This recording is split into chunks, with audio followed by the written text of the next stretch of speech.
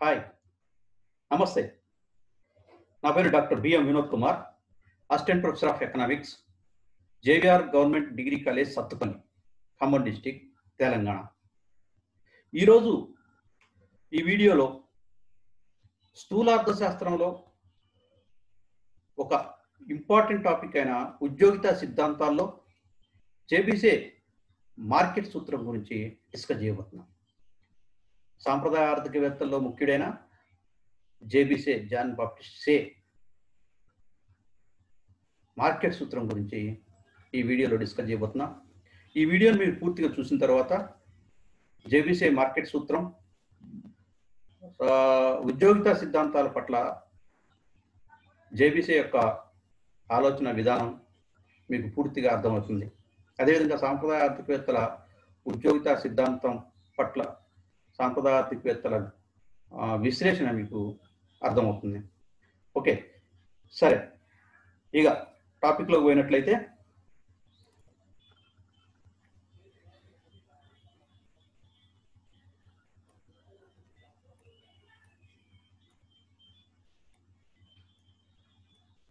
Right, ఇది జేబీసే market సూత్రం. దీన్ని సేస్ లా ఆఫ్ మార్కెట్ అంటారు. మార్కెట్ సూత్రం, జేబీసే మార్కెట్ సూత్రాన్ని డిస్కస్ చేసేదానికంటే ముందు జేబీసే యొక్క పుట్టుపూర్వోత్తరాలను మనం పరిశీలించినట్లయితే జేబీసే జనవరి 5, 1767లో లియాన్ కింగ్డమ్ ఆఫ్ ఫ్రాన్స్లో జన్మించిండు. 15 నవంబర్ 1832 దాకా జీవించున్నాడు. సుమారు 65 సంవత్సరాల పాటు జీవించున్నాడు. హెడ్ క్వార్టర్ ప్యారిస్, ఫ్రాన్స్లో. ఇతను ఫ్రెంచ్ దేశస్థుడు. ఇతను రాసిన బుక్స్లో ముఖ్యంగా పొలిటికల్ ఎకానమీ అనేది అత్యంత ప్రధానమైన గ్రంథం. పొలిటికల్ ఎకానమీ అనేది అత్యంత ప్రధానమైన గ్రంథం. ఈయన కాంట్రిబ్యూషన్స్లో, అర్థశాస్త్రానికి ఇతను ఇచ్చిన కాంట్రిబ్యూషన్స్లో ముఖ్యమైనది సేస్ మార్కెట్ల. ఓకే, ఇది జేబీసే యొక్క ఫోటోగ్రాఫ్, ఇది జేబీసే యొక్క బయోడేటా. ఇక జేబీసే మార్కెట్ సూత్రంకి డీటెయిల్డ్గా చర్చించినట్లయితే జేబీసే అనే ఆర్థికవేత్త, ఫ్రెంచ్ ఆర్థికవేత్త, 1767 నుండి 1832 మధ్య జీవించిండు. జేబీసే రాసిన గ్రంథం పొలిటికల్ ఎకానమీ. వాస్తవానికి జేబీసే విశ్లేషణ మొత్తం, జేబీసే ఆర్థిక కార్యకలాపాలకు సంబంధించిన ఆర్థిక విశ్లేషణ మొత్తం కూడా దీర్ఘకాలాన్ని దృష్టిలో ఉంచుకొని పెట్టుబడిదారీ ఆర్థిక వ్యవస్థలో స్థూల ఆర్థిక చలాంకాల ప్రవర్తనని విశ్లేషణ చేసింది. జేబీసే దీర్ఘకాలాన్ని దృష్టిలో ఉంచుకొని పెట్టుబడిదారీ ఆర్థిక వ్యవస్థలో స్థూల ఆర్థిక చలాంకాల ప్రవర్తన విశ్లేషణ చేసింది. ఇతను పెట్టుబడిదారీ ఆర్థిక వ్యవస్థలో దీర్ఘకాలంలో సంపూర్ణ ఉద్యోగిత ఉంటుందని, నిరుద్యోగిత ఉండదని వివరించాడు. పెట్టుబడిదారీ ఆర్థిక వ్యవస్థలో దీర్ఘకాలంలో సంపూర్ణ ఉద్యోగిత స్థితి ఉంటుంది, నిరుద్యోగిత ఉండదు. ఒకవేళ కనుక స్వల్పకాలంలో నిరుద్యోగిత ఉంటే ఉండొచ్చు, అయితే అది తాత్కాలికమే అనేసి జేబీసే వివరించాడు. జేబీసే తన మార్కెట్ సూత్రాన్ని వివరించడానికంటే ముందు మార్కెట్ సూత్రానికి సంబంధించి కొన్ని ప్రమేయాల గురించి డిస్కస్ చేయాల్సిన అవసరం ఉంది. ఎందుకంటే జేబీసే మార్కెట్ సూత్రం ఆ ప్రమేయాల ఆధారంగా రూపొందించడం జరిగింది. జేబీసే మార్కెట్ సూత్రం ఆ ప్రమేయాల ఆధారంగా రూపొందించడం జరిగింది. ఏంటి ఆ ప్రమేయాలు?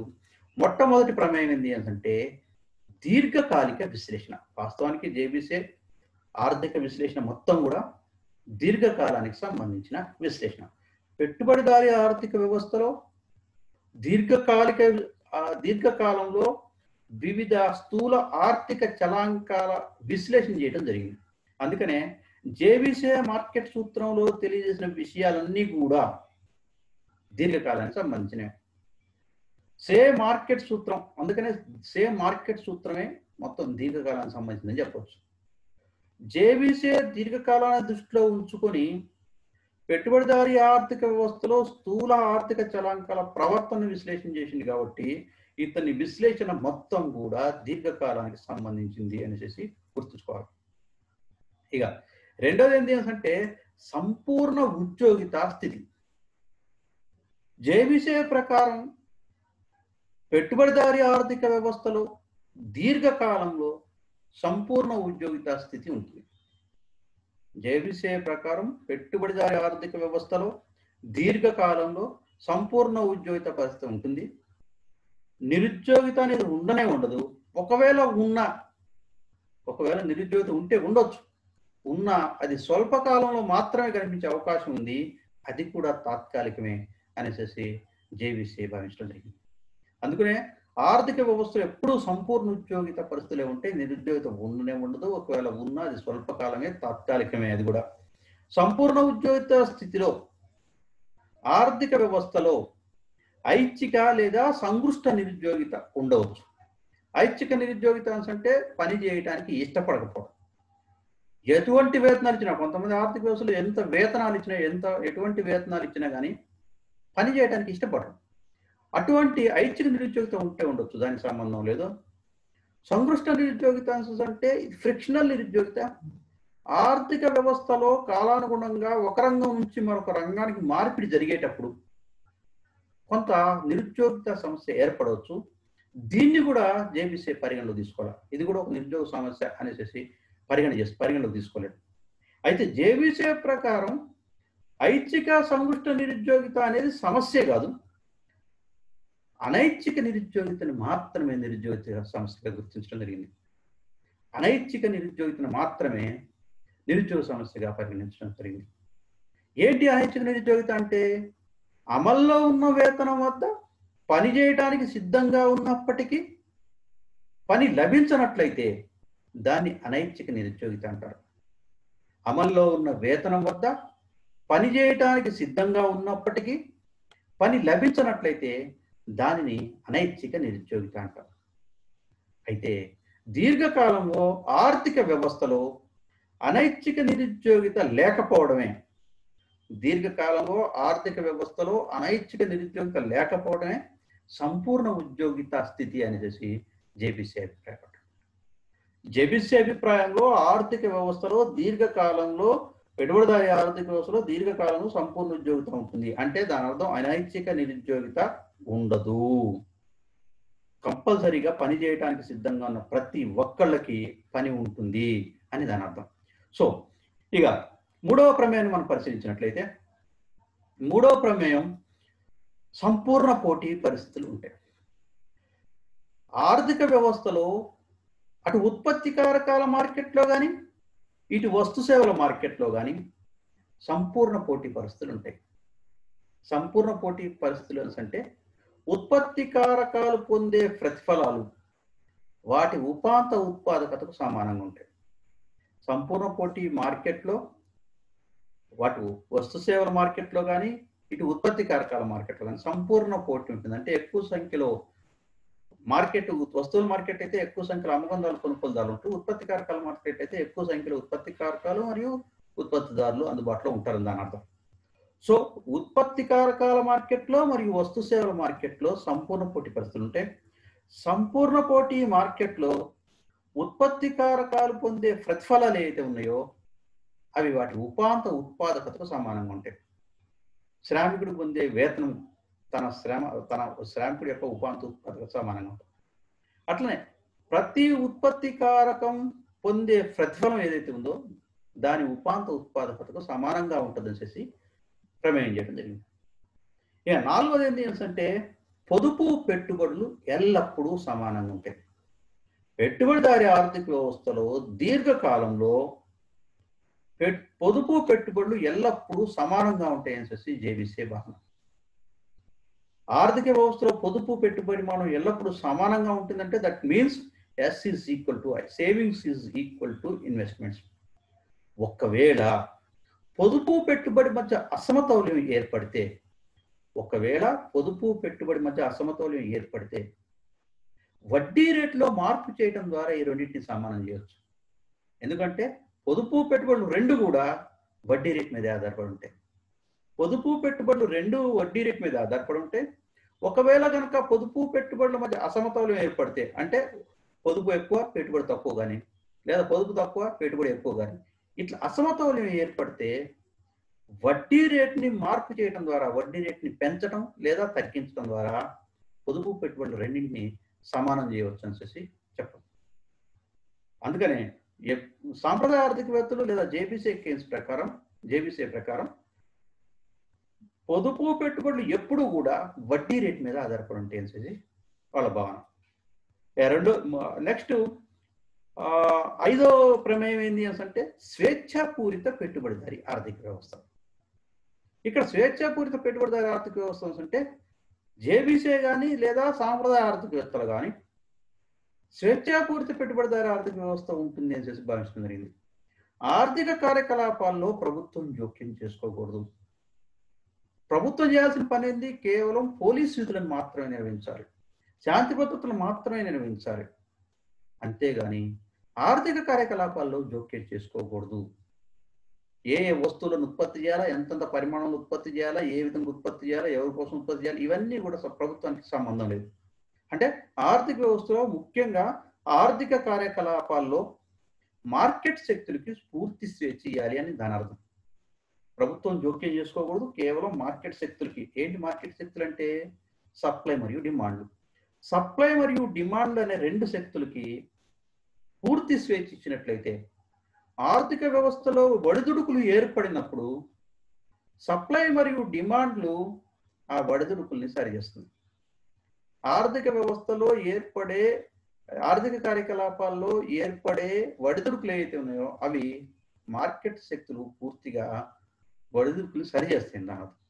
అందుకని ఆడమ్ స్మిత్ అనే ఆర్థికవేత్త ఏం చెప్పిందంటే మార్కెట్ శక్తులని, అంటే సప్లై మరియు డిమాండ్ శక్తులని ఆడమ్ స్మిత్ అదృశ్య హస్తంగా వర్ణించడం జరిగింది. ఇక్కడ మనకి ఏం కనపడదు, మార్కెట్లో ఎవరు ఇన్వాల్వ్మెంట్ ఉండదు. ఆ ఆర్థిక కార్యకలాపాల్లో లేదంటే ఆర్థిక వ్యవస్థలో ఒడిదుడుకులు ఏర్పడినప్పుడు సప్లై మరియు డిమాండ్లు ఆ ఒడిదుడుకుల్ని సరిచేసే ప్రయత్నం చేస్తాయని దాని అర్థం. సో స్వేచ్ఛాపూరిత పెట్టుబడి ఆర్థిక వ్యవస్థ ఎందుకు అంటే ప్రభుత్వం జోక్యం చేసుకోకుండా ఉండాలి, మొత్తం మార్కెట్ శక్తులకి వదిలేయాలి, మార్కెట్ శక్తులు ఆర్థిక కార్యకలాపాల్లో వచ్చే ఒడిదుడుకుల్ని సరిచేస్తాయి. ఓకే, దీన్నే ఆడమ్ స్మిత్ అదృశ్య హస్తంగా వర్ణించడం అనేది జరిగింది. స్వయంచాలక సర్దుబాటు, అదే ఆర్థిక వ్యవస్థలో స్వయంచాలక సర్దుబాటు ఉంటుందనేసి జేబీసీ భావన. అంటే ఆర్థిక వ్యవస్థలో ఏర్పడే అసమతౌల్య పరిస్థితుల వలన ఒకవేళ కనుక నిరుద్యోగం ఏర్పడితే దీర్ఘకాలంలో ప్రభుత్వం ఎటువంటి చర్యలు చేపట్టకుండానే స్వయంచాలక సర్దుబాటు వలన, ఆర్థిక వ్యవస్థలో ఉన్న స్వయంచాలక సర్దుబాటు అనే మెకానిజం వల్ల నిరుద్యోగ సమస్య పరిష్కారం అవుతుందనేసి జేబీసీ భావించడం జరిగింది. అంటే ఆర్థిక వ్యవస్థలో ప్రతి ఆర్థిక వ్యవస్థలో పెట్టుబడిదారి ఆర్థిక వ్యవస్థలో దీర్ఘకాలంలో స్వయంచాలక సర్దుబాటు ప్రక్రియ అనేది ఉంటుంది, మెకానిజం అనేది ఉంటుంది. స్వయంచాలక సర్దుబాటు ప్రక్రియ లేదా మెకానిజం అనేది ఉంటుంది. ఇది ఆర్థిక వ్యవస్థలో ఏర్పడే అసమతౌల్య పరిస్థితుల వలన ఒకవేళ దీర్ఘకాలంలో నిరుద్యోగం లాంటిది ఏర్పడితే ప్రభుత్వం ఇన్వాల్వ్మెంట్ లేకుండే, ప్రభుత్వం ఏం చర్యలు చేపట్టకుండానే ఆర్థిక వ్యవస్థలో ఉన్న ఇన్బిల్ట్ ఉన్న స్వయంచాలక సర్దుబాటు ప్రక్రియ వలన నిరుద్యోగ సమస్య పరిష్కారం అవుతుంది. అంతేగాని మనం నిరుద్యోగ సమస్యను పరిష్కరించడం కోసం ఏం ప్రయత్నం చేయాల్సిన అవసరం లేదని చూసి జేబీసీ భావన. లేకపోతే వడ్డీ రేటు, ఇందాక నేను చెప్పినట్టు పొదుపు పెట్టుబడులు రెండు సమానం. ఎల్లప్పుడూ ఆర్థిక వ్యవస్థలో పొదుపు పెట్టుబడులు రెండు సమానంగా ఉంటాయి. పొదుపు పెట్టుబడులు రెండు కూడా వడ్డీ రేటు మీద ఆధారపడి ఉంటాయి అని చెప్పాను. ఒకవేళ కనుక పొదుపు పెట్టుబడుల మధ్య అసమతౌల్యం ఏర్పడితే వడ్డీ రేట్లో మార్పు చేయడం ద్వారా ఈ రెండింటిని సమానం చేయవచ్చు. వడ్డీ రేట్లో మార్పు చేయడం ద్వారా ఈ రెండింటిని సమానం చేయవచ్చు. అందుకని కంప్లీట్గా పొదుపు పెట్టుబడులు అనేది వడ్డీ రేటు మీద ఆధారపడి ఉన్నాయని చెప్పవచ్చు.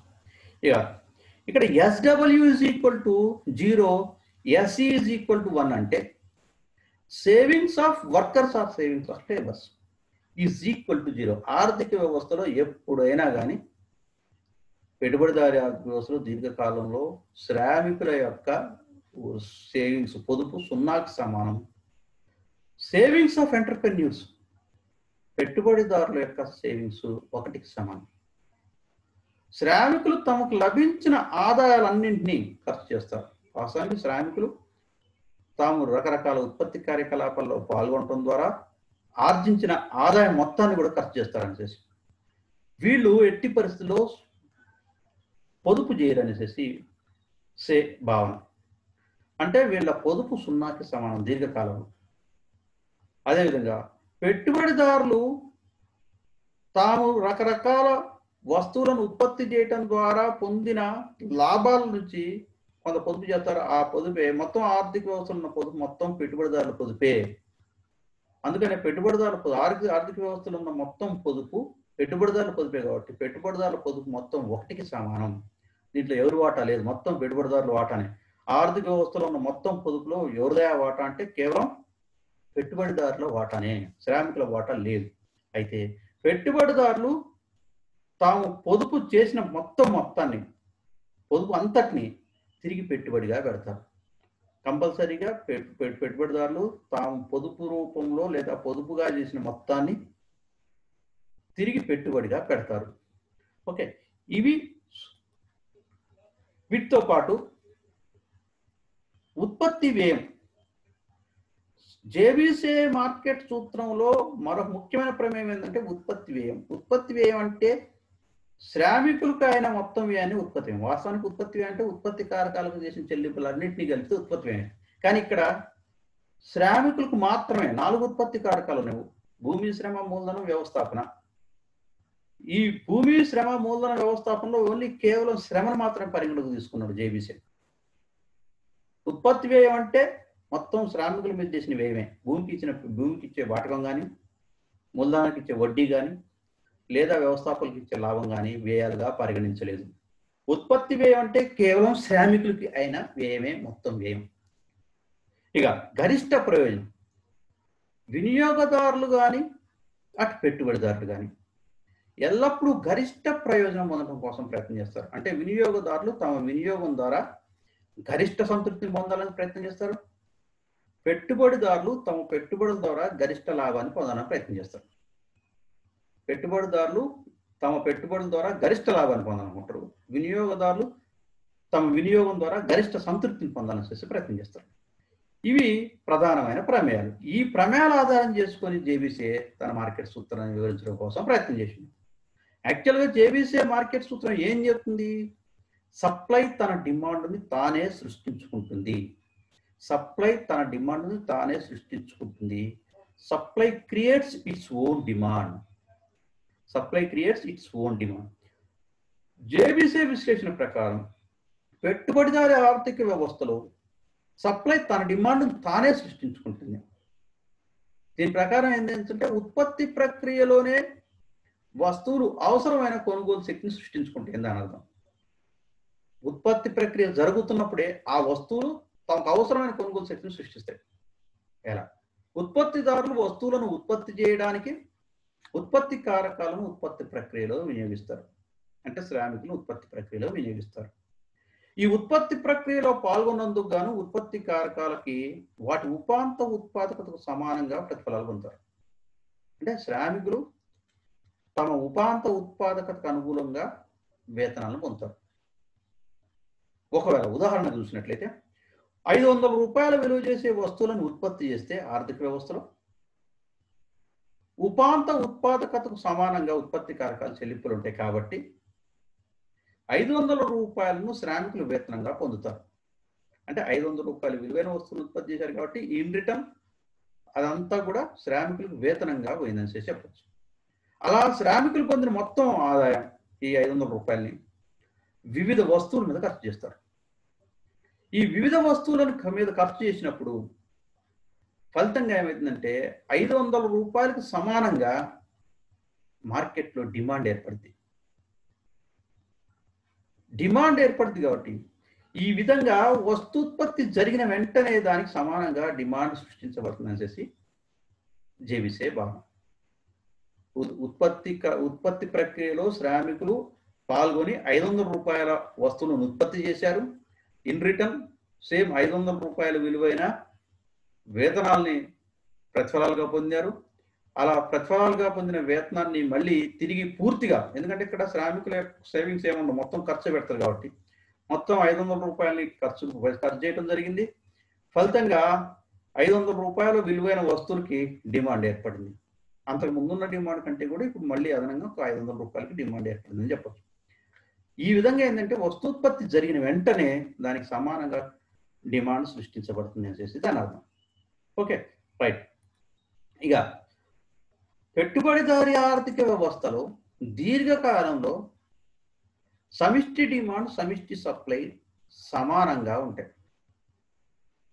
జేబీసీ భావన ఏంటంటే పెట్టుబడిదారీ ఆర్థిక వ్యవస్థలో దీర్ఘకాలంలో సమిష్టి డిమాండ్ సమిష్టి సప్లై. ఏంటి సమిష్టి డిమాండ్ సమిష్టి సప్లై అంటే? సమిష్టి డిమాండ్ అంటే ఆర్థిక వ్యవస్థలో అందరి డిమాండ్, వినియోగదారులు అందరి డిమాండ్. సమిష్టి సప్లై అంటే ఆర్థిక వ్యవస్థలో ఉత్పత్తిదారులు అందరి సప్లై. పెట్టుబడిదారీ ఆర్థిక వ్యవస్థలో దీర్ఘకాలంలో సమిష్టి డిమాండ్ సమిష్టి సప్లై రెండు సమానంగా ఉంటాయి.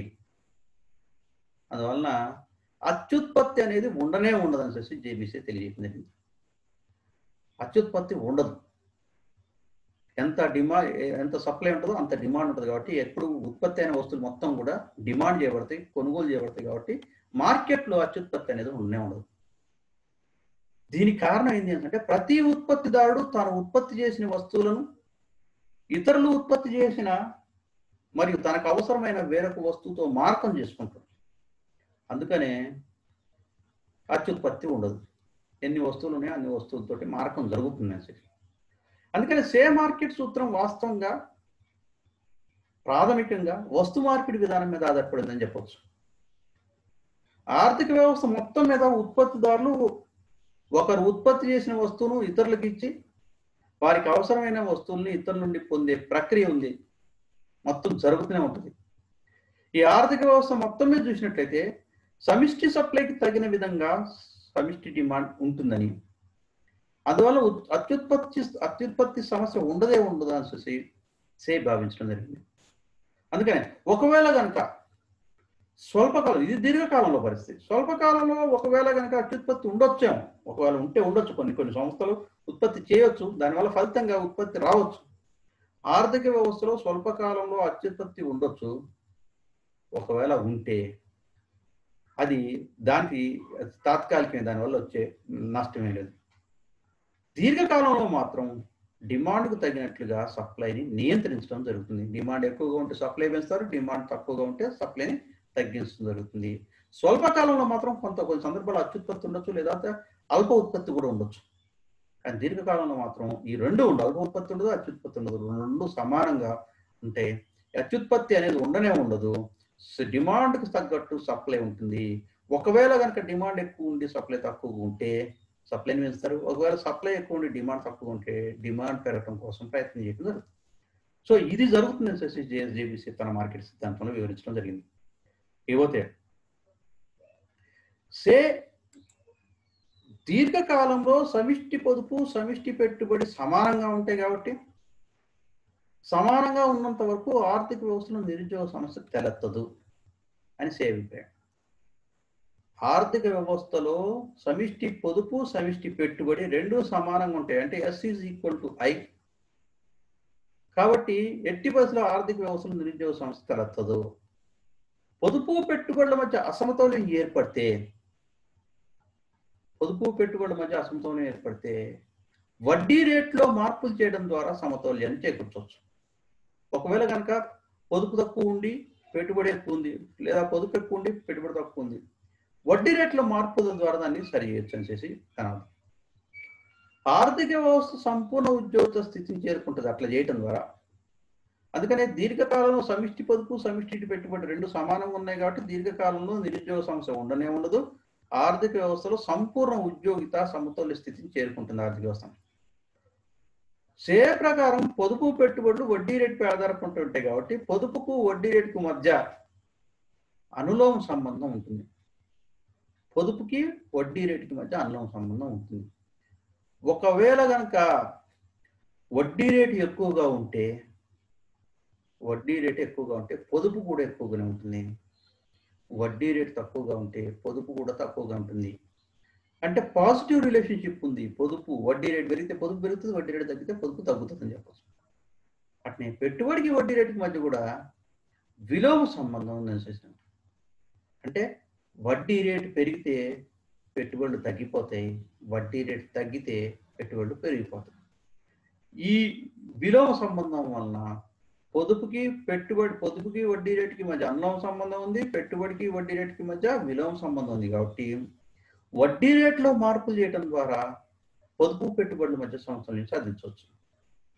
తద్వారా దీర్ఘకాలంలో ఆర్థిక వ్యవస్థ సంపూర్ణ ఉద్యోగ సమతుల్య స్థితి చేరుకుంటుందనేసి జేబీసీ విశ్వాసం, జేబీసీ భావన.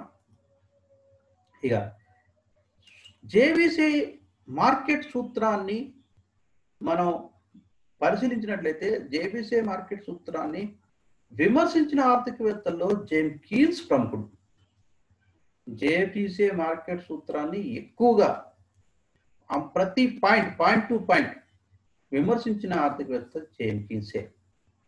జేమ్స్ కీన్స్ తన general theory of employment, interest and money అనే ఒక గ్రంథంలో జేబీసీ మార్కెట్ సూత్రాన్ని తీవ్రంగా విమర్శించడం పాయింట్ టు పాయింట్. జేబీసీ తీసుకున్న ప్రతి ప్రమేయాన్ని పరిగణలో తీసుకొని ప్రతి ప్రమేయాన్ని తీవ్రంగా విమర్శించడం జరిగింది. మొట్టమొదటి ఏం చేస్తుంటే దీర్ఘకాలానికి సంబంధించిన విశ్లేషణ. జేబీసీ కానీ లేదా సాంప్రదాయ ఆర్థికవేత్తలు కానీ చేసిన విశ్లేషణ మొత్తం దీర్ఘకాలానికి సంబంధించింది. కీన్స్ ఏమిటంటే కీన్స్ ప్రకారం దీర్ఘకాలిక విశ్లేషణ లోపభూయిష్టమైంది, అవాస్తవమైంది. దీర్ఘకాలం గురించి కీన్స్ ఏమంటే in the long run we are all die అనేసేసాను. దీర్ఘకాలంలో మనం అందరం చచ్చిపోతాం. ఆ దీర్ఘకాలంలో ఏం జరుగుతుందో మనకి ఏం తెలుసు. స్వల్పకాలిక విశ్లేషణే వాస్తవ పరిస్థితులు ప్రతిబింబిస్తుందని కీన్స్ వివరించింది. స్వల్పకాలిక విశ్లేషణే ఆర్థిక వ్యవస్థలో వాస్తవ పరిస్థితులను ప్రతిబింబిస్తుంది. స్వల్పకాలంలో ఉన్న సమస్యలను పరిష్కరించడం కోసమే ఆర్థికవేత్త కానీ ఆర్థిక సిద్ధాంతాలు కానీ తోడ్పడాలనేసి కీన్స్ భావన. ఇక సంపూర్ణ ఉద్యోగిత అనేది కూడా కీన్స్ సంపూర్ణ ఉద్యోగిత అనే దాన్ని కూడా ఒక డిఫరెంట్గా విమర్శించడం. కీన్స్ ఉద్దేశంలో సంపూర్ణ ఉద్యోగిత అనేది సాధారణమైన స్థితి ఏం కాదు. అది ఎప్పుడు సాంప్రదాయ ఆర్థికవేత్తలు లేదా జేబీసీ ప్రకారం ఆర్థిక వ్యవస్థ, పెట్టుబడిదారీ ఆర్థిక వ్యవస్థ దీర్ఘకాలంలో ఎల్లప్పుడూ సంపూర్ణ ఉద్యోగిత స్థితిలోనే ఉంటుంది అనేసి. కానీ కీన్స్ ఏమిటంటే సంపూర్ణ ఉద్యోగిత అనేది సాధారణ స్థితి కాదు. సాంప్రదాయ ఆర్థికవేత్తలు కానీ జేబీసీ ఉద్దేశంలో కానీ సంపూర్ణ ఉద్యోగిత అనేది ఒక సాధారణమైన స్థితి. కానీ కీన్స్ ఉద్దేశంలో సంపూర్ణ ఉద్యోగిత సాధారణ స్థితి కాదు. సంపూర్ణ ఉద్యోగిత అనేది ఏదో ఒక నిర్దిష్ట సమయంలో మాత్రమే సాధించడానికి వీలుంటుంది, కానీ అన్ని వేళలా సంపూర్ణ ఉద్యోగిత స్థాయిని కొనసాగించడం సాధ్యం కాదు అని కీన్స్ విమర్శించడం జరిగింది. అన్ని వేళలా సంపూర్ణ ఉద్యోగిత స్థాయిని కొనసాగించడం సాధ్యం కాదు. ఏ ఆర్థిక వ్యవస్థ కానీ, పెట్టుబడిదారీ ఆర్థిక వ్యవస్థ కానీ ఇంకే ఆర్థిక వ్యవస్థ కానీ అది సాధ్యం కాదు. సంపూర్ణ ఉద్యోగిత స్థితి అనేది సాధారణ స్థితి. ఏదో వస్తే తాత్కాలికంగా కొంతకాలం ఉంటుంది, మళ్ళీ ఏమంటే డౌన్ అయిపోయింది. సో సంపూర్ణ ఉద్యోగిత అనే దాన్ని కీన్స్ తీవ్రంగా విమర్శించడం జరిగింది. నెక్స్ట్ పొదుపు. జేబీసీ వివరించినట్లు పొదుపు పెట్టుబడుల పరిమాణం ఎప్పుడు కూడా సమానంగా ఉండదు. జేబీసీ ఏం చెప్పిండు, పొదుపు పెట్టుబడులు S is equal to I at any time, savings are equal to investments. S is equal to I అని చెప్పండి. ఒకవేళ ఈ రెండింటి మధ్య సమతుల్యం లేకపోతే, సమానత్వం లేకపోతే వడ్డీ రేటు ద్వారా ఈ రెండింటి మధ్య సమానత్వం సాధించవచ్చు అని చెప్పింది. కానీ కీన్స్ ఏం చెప్తున్నారు అంటే పొదుపు ఆదాయ స్థాయి మీద ఆధారపడి ఉంటుంది. పొదుపు ఆదాయ స్థాయి మీద ఆధారపడి అంటే savings is a function of Y. ఆదాయం పెరిగితే పొదుపు పెరుగుద్ది, ఆదాయం తగ్గితే పొదుపు తగ్గిద్ది. అంతేలే కానీ వడ్డీ రేటు మీద పొదుపు ఉండదు అనేసి కీన్స్ ఉద్దేశం. వడ్డీ రేట్లో మార్పుల ద్వారా పొదుపు పెట్టుబడుల మధ్య సమానత్వం సాధ్యం కాదు. వడ్డీ రేట్లో మార్పులు ఎందుకు అంటే పొదుపు పెట్టుబడుల మీద సమానం. పెట్టుబడులు పెట్టేవాళ్ళు ఉద్దేశం వేరు, పొదుపు చేసేవాళ్ళు ఉద్దేశం వేరు. పొదుపు చేసేటోళ్ళు వడ్డీ రేటు కోసం చేయొచ్చు, పెట్టుబడులు పెట్టేటోళ్ళు మాత్రం marginal efficiency of capital MEC మీద ఆధారపడి పెట్టుబడులు పెడతారని కీన్స్ ఉద్దేశం. అందుకని కీన్స్ పొదుపు పెట్టుబడులు ఎల్లప్పుడూ సమానంగా ఉంటాయి అనే దాన్ని కూడా విమర్శించడం జరిగింది. ఇంకా నాలుగో అంశం ఏంటి అంటే సప్లై తన డిమాండ్ తానే సృష్టించుకుంటుంది అనేది కూడా సరి అయింది కాదు. సప్లై తన డిమాండ్ని తానే సృష్టించుకుంటుంది అనేది కూడా సరి అయింది కాదు. ఈ సిద్ధాంతంలో కీన్స్ దీనికి భిన్నంగా ఏం చెప్పిందంటే డిమాండ్ సప్లైని సృష్టించుకుంటుంది. డిమాండ్ సప్లైని సృష్టించుకుంటుంది. ఎట్లా అంటే వస్తువులకు ఉన్న డిమాండ్ బట్టి పెట్టుబడిదారులు పెట్టుబడి పెట్టడానికి ముందుకు వస్తారు. డిమాండ్ లేకపోతే ఏ వస్తువును ఉత్పత్తి చేయడానికి పెట్టుబడిదారులు ముందుకు రావడం. వస్తువులకు డిమాండ్ ఉంటే పెట్టుబడిదారులు పెట్టుబడి పెట్టడానికి ముందుకు వస్తారు, సప్లై చేయడానికి ముందుకు వస్తారు. కాబట్టి డిమాండ్ అనేది సప్లైని క్రియేట్ చేస్తుంది వాస్తవానికి. కానీ సప్లై డిమాండ్ని క్రియేట్ చేయదు. సప్లై తన డిమాండ్ను తానే సృష్టించుకుంటుంది అనేది కరెక్ట్ కాదు. కీన్స్ ఉద్దేశంలో డిమాండ్ తన సప్లైని సృష్టించుకుంటుంది అనేసి చెప్పడం జరిగింది. ఇక ఆర్థిక వ్యవస్థలో స్వయంచాలక సర్దుబాటు ఉన్నదనేది కూడా అవాస్తవం. కీన్స్ ఆర్థిక వ్యవస్థలో స్వయంచాలక సర్దుబాటు ప్రక్రియ అనేది ఏమి ఉండదండి. పెట్టుబడిదారీ ఆర్థిక వ్యవస్థలో ఆర్థిక మాంద్యం కొనసాగడానికి కారణం ఏంటంటే స్వయంచాలక సర్దుబాటు లేకపోవటం. మనకి 1929-30 ప్రాంతంలో వచ్చింది అదే. 1929-30 ప్రాంతంలో ఏర్పడిన ఆర్థిక మాంద్యాన్ని స్వయంచాలక సర్దుబాటు లేదు కాబట్టి, ఈ రోజు ప్రపంచంలో ఆర్థిక వ్యవస్థలు చాలా ఆర్థిక వ్యవస్థలు స్వయంచాలక సర్దుబాటు లేదు కాబట్టి ఆర్థిక వ్యవస్థలు సమస్యలు ఎదుర్కొంటున్నాయి. ఆ సమస్యను పరిష్కరించడం కోసమే ప్రభుత్వాలు ఇన్వాల్వ్ అయ్యి కోశ విధానం ద్వారా లేదా ద్రవ్య విధానం ద్వారా రకరకాల విధానాల ద్వారా ఆ సమస్యను అసమతుల్యం సరిచేయడం కోసం లేదా ఆర్థిక వ్యవస్థలో ఉన్న సమస్యలను పరిష్కరించడం కోసం ప్రయత్నం చేయడం జరుగుతుంది. సో ఆర్థిక వ్యవస్థలో స్వయంచాలక సర్దుబాటు ఉండదు వచ్చేసి కీన్స్ ఉద్దేశం. ద్రవ్యం వినిమయ మాధ్యంగా పనిచేస్తూ ఉండటం అనేది జేబీసీ కేవలం ద్రవ్యం వినిమయ మాధ్యంగా మాత్రమే పనిచేస్తుందనే ఒక దాన్ని మాత్రమే, ద్రవ్యం విధిలో ఆ ఒక్క విధిని మాత్రమే తీసుకొని తన సిద్ధాంతాన్ని వివరించడం కోసం ప్రయత్నం చేసిండు.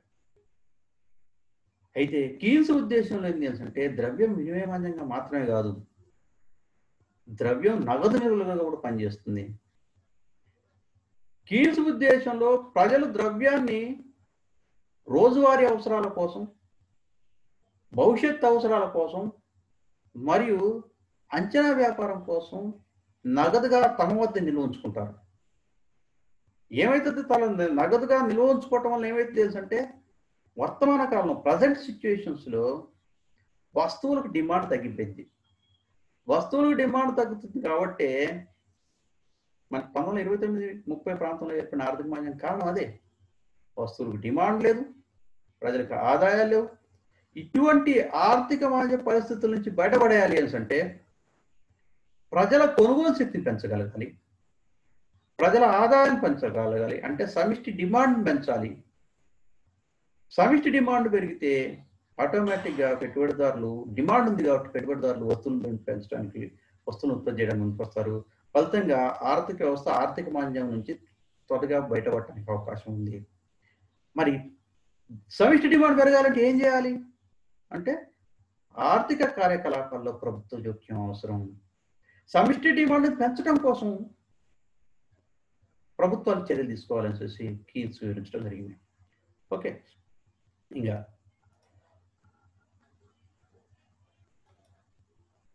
అత్యుత్పత్తికి సంబంధించి మాట్లాడితే అత్యుత్పత్తి అనేది కూడా పెట్టుబడిదారీ ఆర్థిక వ్యవస్థలో అత్యుత్పత్తి ఉండదు అనే విషయాన్ని కీన్స్ అంగీకరించలేదు. జేబీసీ లేదా సాంప్రదాయ ఆర్థికవేత్తలు ఏం చెప్తున్నారు అంటే ఆర్థిక వ్యవస్థలో అత్యుత్పత్తి ఉండదు. ఎందుకు అంటే సమిష్టి డిమాండ్ సమిష్టి సప్లై రెండు సమానంగా ఉంటే ఎట్టి పరిస్థితుల్లో అత్యుత్పత్తి ఉండదు. కానీ కీన్స్ దీన్ని అంగీకరించాల. ఆర్థిక వ్యవస్థలో పొదుపు పరిమాణం పెట్టుబడి పరిమాణం కంటే ఎక్కువగా ఉన్నప్పుడు, పొదుపు పరిమాణం పెట్టుబడి పరిమాణం కంటే ఎక్కువగా ఉంటే ఏమవుతుంది? ఉత్పత్తి అయిన వస్తురాశికి తగిన డిమాండ్ ఉండదు. ప్రజలందరూ కూడా పొదుపు చేస్తున్నారంటే దాని అర్థం ఏంటి? కొనుగోలు తన వినియోగాన్ని తగ్గించుకొని పొదుపు చేసుకుంటున్నారు. దాని అర్థం వినియోగం తగ్గించుకున్నారంటే దాని అర్థం ఏంటి? వస్తువులకి డిమాండ్ తగ్గుతుంది అని చెప్పి. సో ఇటువంటి సిచ్యువేషన్స్లో అత్యుత్పత్తి ఏర్పడుద్ది, మార్కెట్లో ఉత్పత్తి మిగిలిపోయిద్ది, ఉత్పత్తి అయిన వస్తువులు మొత్తం కొనుగోలు కావు, అమ్ముడుపోవు. సో అత్యుత్పత్తి అనేది ఉంటుంది అనేసి కీన్స్ అభిప్రాయం.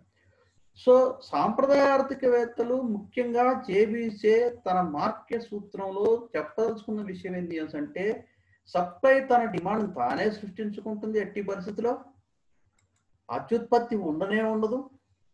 ఆర్థిక వ్యవస్థలో సంపూర్ణోద్యోగిత సమతౌల్యం ఉంటుంది.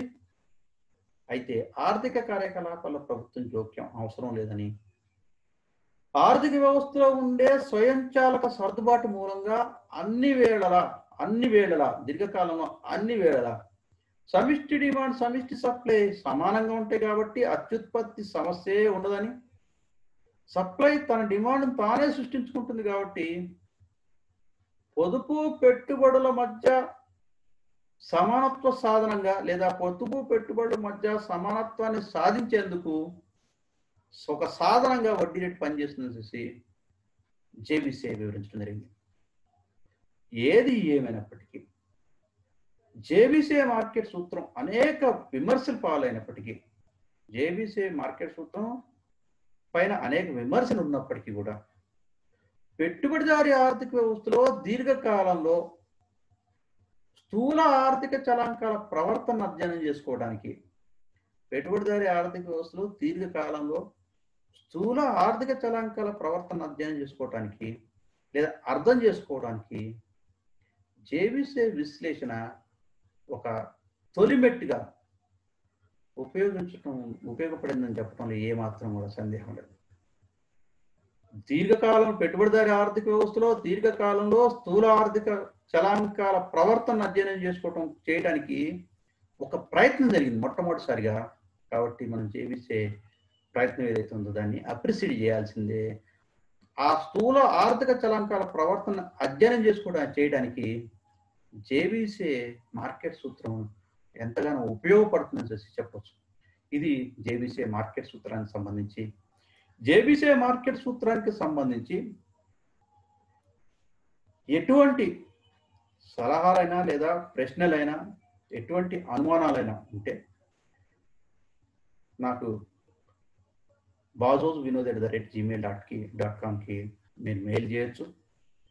ఎటువంటి సందేహాలు ఉన్నా కానీ దీని ద్వారా ఈ మెయిల్ ఐడి ద్వారా మీరు మీ సందేహాలని లేదా సజెషన్స్ని ఇంకా ఏదైనా చెప్పాలనుకుంటే కూడా ఈ విషయాల ద్వారా చెప్పొచ్చు.